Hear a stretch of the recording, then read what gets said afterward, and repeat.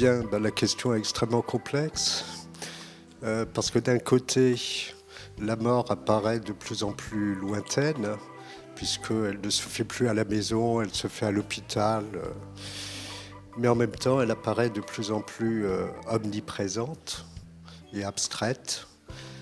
Les enfants et les adolescents, et nous tous, jour après jour, on, on reçoit des informations sur la mort qui se déroule partout dans le monde, et pas simplement les actes terroristes, mais toutes les guerres et tous les massacres, etc., plus les catastrophes écologiques.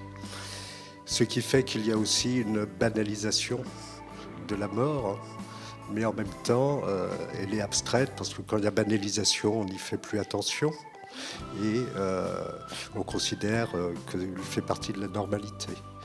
D'autant que les guerres aujourd'hui apparaissent comme des guerres aussi abstraites, c'est-à-dire presse-bouton. Ce ne sont plus des affrontements entre des hommes, c'est des ordinateurs qui font partir les armes. Alors l'autre aspect, c'est que la vie apparaît de moins en moins vivante, avec en particulier l'éclatement des familles, la dispersion, la fin de l'insertion dans une continuité familiale et dans une histoire. Et donc les gens, et d'abord les enfants, les adolescents, vivent de plus en plus au présent immédiat et ne s'inscrivent pas dans une continuité. Et puis les repères traditionnels tendent à disparaître. Et ce qui apparaît comme aujourd'hui la règle, la norme, c'est ce qui découle de la révolution informatique qui continue, c'est-à-dire des masses de données, des algorithmes qui s'imposent comme une vérité qu'on doit subir et qui nous empêche notre libre arbitre, notre liberté de décision.